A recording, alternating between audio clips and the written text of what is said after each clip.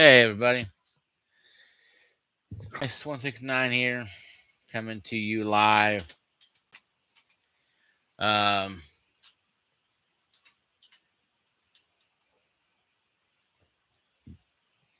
Coming to you guys live here with another video here.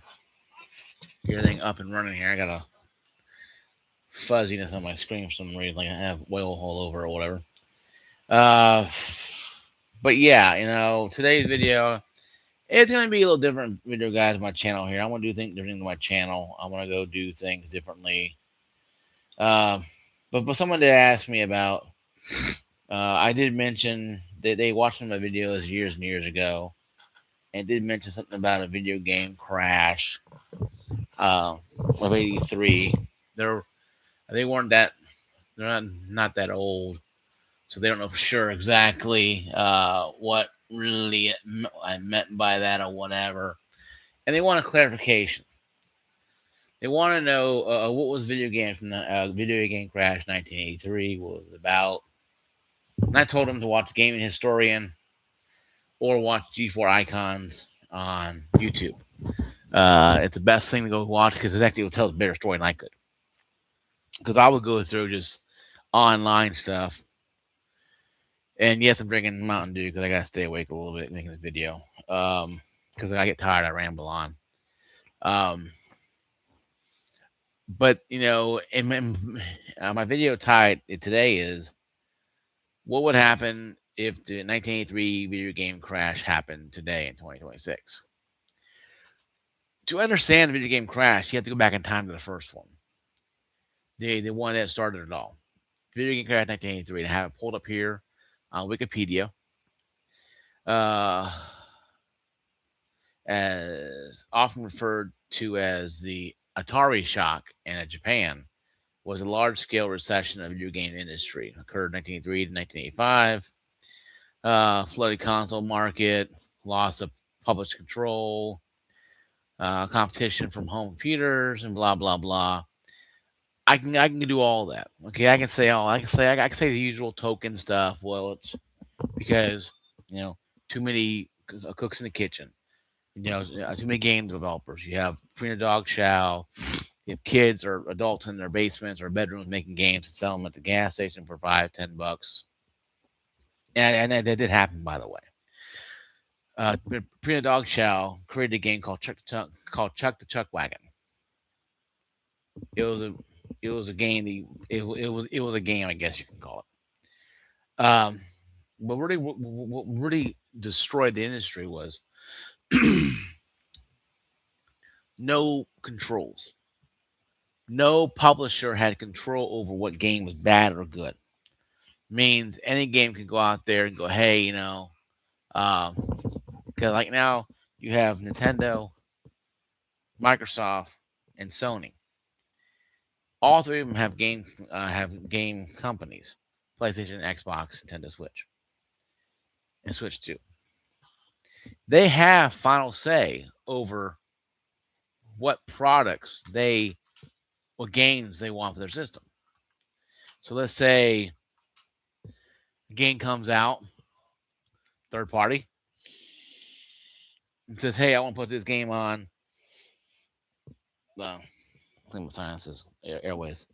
It's good stuff, by the way. Um, it says, "Hey, I want to put this game, this third-party game. Make sure make believe this is a game. I'm gonna put this game on your thing on your Nintendo Switch or Nintendo system. Nintendo, they're like, okay, well, we need to look at it. Nintendo would verify the game, look at it, and literally watch gameplay of it and understand if they're actually going to be able to um, um, actually have the game published on their system. It has to meet a criteria that Nintendo sets. A rigorous paperwork, video game. Back then, you had to put video games on a recorded tape, put it in, and watch it. how the ESRB does stuff back then. Nowadays, things all digitally sent and emails and stuff like that. But let's hypothetically say, I want to put this game on Nintendo. This game here is not really a game, but play along. This game here on Nintendo. Okay, they want me to send them a tape of whatnot, showing what the game is and what it's about. Too violent, or if it's too just wasting their time, whatever. So they have an idea. Then they want to make sure that it lives up to their gold standards. Why all old Nintendo cartridges had that golden seal of approval. You didn't get that just by showing a game. You had to have it. You had your stuff ready to go. Had your stuff ready to rock and roll. I don't mean music either. I mean you had to have stuff. That was actually what they wanted you to, what they wanted to see. What they wanted to actually be a part of. Because the game itself needed to be on the same par as Nintendo or close to it. That's why you had a Tengen thing, Atari, or different companies made games for Nintendo. They started uh, only 5 games a year, Nintendo. So a lot of companies will start like Konami will create sub companies to release 5 games on each sub company they make. So you can get 5, 10, you can get 20 games a year instead of only 5, because they'll make sub companies out of each one of them. But that was after the crash, and that was the standards that Nintendo set. Come to find out, weren't very legal. But then Nintendo wanted to not make the same mistakes that the American counterparts did, which flood the market with too many games, bad games. So Nintendo says this game is par or not par for their system. Now, if it's good enough, meets criteria, they'll hand the person a contract stating 5 games a year, half proceeds, or whatever. It could be 60-40, whatever it can be, a percentage, obviously. And you have to buy your own cartridges or whatever case you do, and all that noise. But that's how games would get on Nintendo. Same with Sony and Microsoft. Now, is this game good enough for our system? They'll review it, have different things, say no, not us, or yes, it's for us. But once a decision is made, yes or no, it's final, and how it goes. That was put in place because of what happened in '83. But before '83, you had companies come out there, and what really started the downfall of game industry wasn't Atari treating their employees like crap. Well, technically, kind of was, because 4 programmers from Atari said, "Hey, no, we want our names put on the cartridges for credit." The president of Time Warner, because Time Warner bought Atari for $25 million around the '80s or whatever, around the beginning of the '80s, said, "You four are no more important than the than the slap nuts who are putting it on the assembly line together." He didn't say it that way, but pretty much said that you guys weren't shit. Neither are the guys assembling the cartridges. Because cartridges only had like one screw. Atari cartridges had one screw, and a small little board. And I used to play Atari games when I was a kid, and it's weird how that big old thing only had a small little thing, and it is weird. But anyway, though, uh, but the point is, though, they went through all that, and those 4 programmers left and created what now is called Activision. Activision got sold to uh, Microsoft, believe it or not. Um,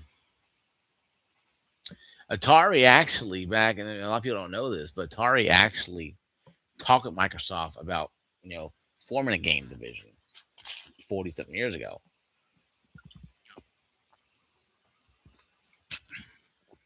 40 something years ago or so, the idea was floating around to get with uh to get with Microsoft to buy Atari. Um, that was the laughter in the room because everybody thought it was a joke.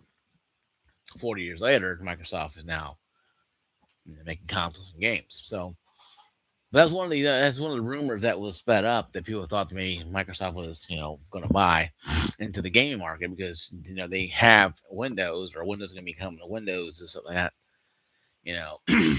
Windows will be coming up eventually, but I don't put too much weight on that because there's really no proof that it was really talked about.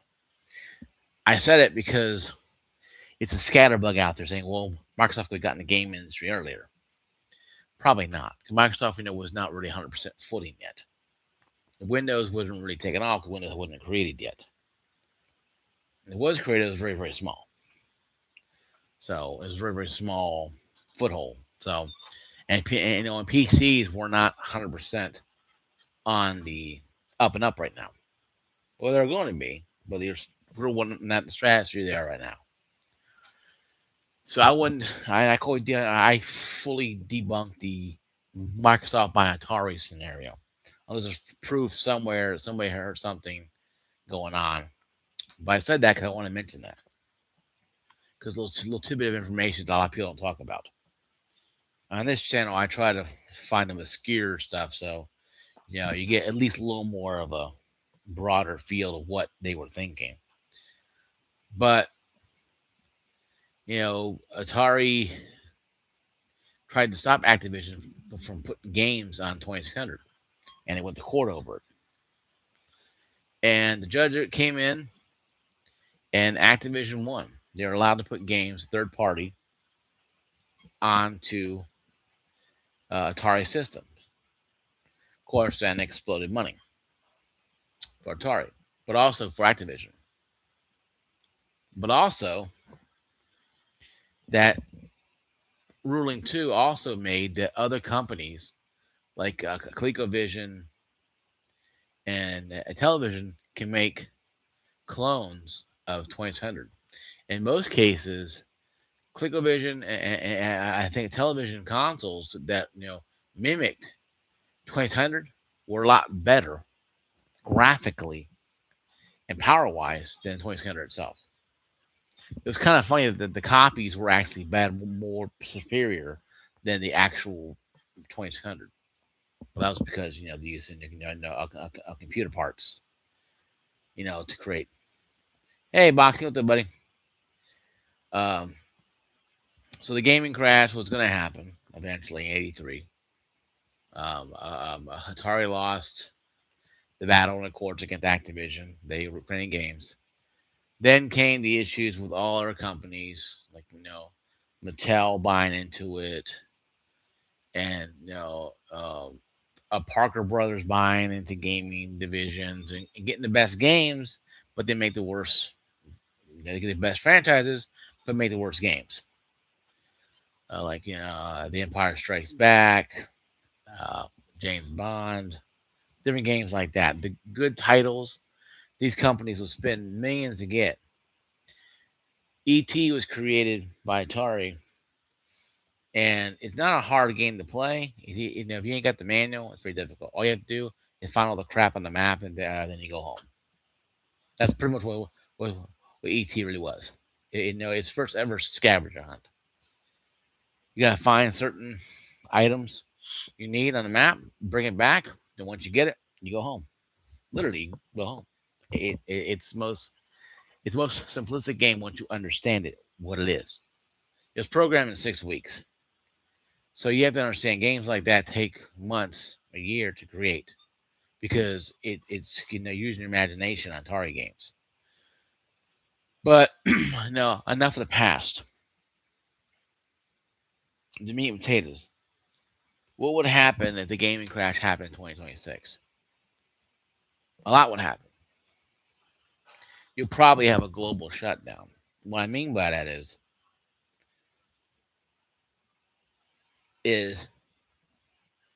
that the landscape of gaming has changed in the last 30 plus years. Well, 40 years, actually. 40 years. Now, just like Skynet and the Terminator franchise, Gaming is hooked into everything: media, movies, cartoons. I mean, everything. Books. Everything has some kind of video game adaptation before or after the effect. The effect. And I think if gaming went out of business right now, if it said, boom, big three are out, PC is going to go away, NVIDIA will pretty much go out of business overnight. AMD, Intel, they'll cease to exist. But they will cease to exist as gaming hardware manufacturers. They'll probably still have PCs out there, creating some kind of weird nonsense. I mean, more AI driven crap. So they don't worry about house gamers anymore. They can put all their money towards the AI driven crap. But that would be a mind, a mind f that no one can ever imagine. How would people survive without gaming? Because there's interested, IT people are out there because of gaming. People who went to gaming developer school, develop games, get a degree in gaming. People who are nurses who are on a 12-hour watch at night in graveyard shifts, sitting at the desk, playing games on their phone. How would they survive? That 12-hour ordeal. If games just simply went out, I mean all games, handheld, mobile, everything. How would society survive? How would people understand it? Because you understand, the gaming market is a multi-billion trillion dollar market. The game industry has in the 80s surpassed movie revenue and still surpass movie revenue. There are more there are more gamers on PC than there are registered voters in the United States of America, I guarantee you. Gaming is that popular. There are people who don't drive a car, who ride public transportation, but who game on gaming regular consoles during the weekends they're off. There's lawyers, there's doctors. That's how it was back in the 80s. Lawyers and doctors and college people and little scrubs like myself were playing our arcade games. Even to the day, adults playing games. It's a phenomenon that blasts through any generation. It's a multi-generation pastime.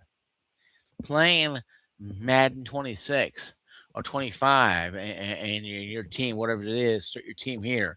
It throws a game-winning touchdown to win the Super Bowl. In your series, in your Madden series. When you're dancing around your room in your pajamas or your skimmies, dancing around the room. It's all because the entertainment brought you joy for that moment in time. Video games are more than just a way of life or whatever. It's enjoyment, entertainment. And just like movie industry or the adult industry or any industry, there's entertainment to be had. Now I say adult entertainment because let's be honest, there's no kids on my channel. We're all adults here. Okay? And I tell you right now though, the adult entertainment stuff, the game stuff, a lot of this stuff comes from video games, all the weird wacky characters and stuff, you see in a lot of these movies and stuff. No, a lot of it comes from video games and parodies and crossplay. And I think that's the biggest thing. You have games about catching Pokemon for crying out loud. You got games for people staring at a painting, trying to find clues on a point and click quest. It happens. Why? Because people like to play games that open their mind. There are people playing games of chess right now. I guarantee you, just playing a PC game version of chess, moving chess pieces around. Why? It's entertainment, and it's easy to play than breaking down a real chessboard. Compared to playing with a friend that's halfway across the planet, and they only play chess a certain time of day, and this is how they do it. So if gaming vanished, not just the Call of Duty, Battlefields, and Halos, but every gaming vanished, a lot of people would not have connections that they once had. So it's more than just, well, Mark talking about video game crash, Atari, talking about people's experiences. You know, no, you could have met your girlfriend or your wife online. playing a game. You guys live, maybe a state over, a county over. You guys hook up and date, and then now you're married and have two kids, and they're playing games. It's more than just a Americana thing. Video games bring us all together on the planet as one. We are on the same team at Battlefield. We're the same opposing team in Call of Duty. We're the same team in the football field or soccer or baseball, whatever you really play. But video games bring the best out of us and worse out of us too as well. I think the best thing about video games to me is that it allows you to escape your life for a few hours. You get up, you turn on your game in regular console or your phone, and you play your game for a few hours or a few minutes. And that enjoyment you have helps stimulate you to go face whatever challenge you got to face. There's people out there who take games too excessive. They're excessive gamblers, alcoholics, drug users, and gamers. Okay, and I think every stimuli needs to be reeled in. If you're playing games too much, you need to reel that in. If you're drinking for alcohol, you reel that in. Obviously, everybody can have an addiction to something, right? Pornography, alcohol, whatever. But the point I'm trying to say is, what would happen if gaming crash happened in 2026? The world will pretty much stop. Because how would you communicate with somebody if you played chess with them every Saturday night, Sunday night? Because the only time you had somebody you talked to used to know in England. Now this person is in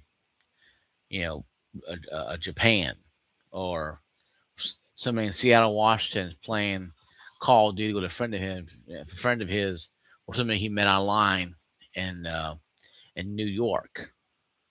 And they've been playing for the last 10 years. And they want to meet up. You just don't know. Video games bring the best out of us, worst out of us, but they bring the best out of us because it's an experience of a lifetime.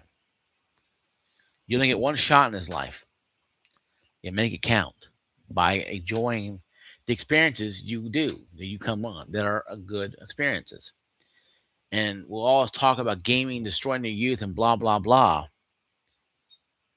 The only people destroying the youth are these sicko people, in Washington D.C. trying to pass these stupid laws. I never heard of a kid, going on a shooting rampage because he lost a game of Madden. Now, one Madden sport did it happen? But a lot of these kids who go on these shooting rampages, Columbine or that NFL Madden tournament that shot somebody, these people are mentally sick and shouldn't be playing games. Should be talking to a doctor or a shrink and getting medication they need to help deal with whatever's going on with them. Let's not sit there and put away that video games are not the cause of violence.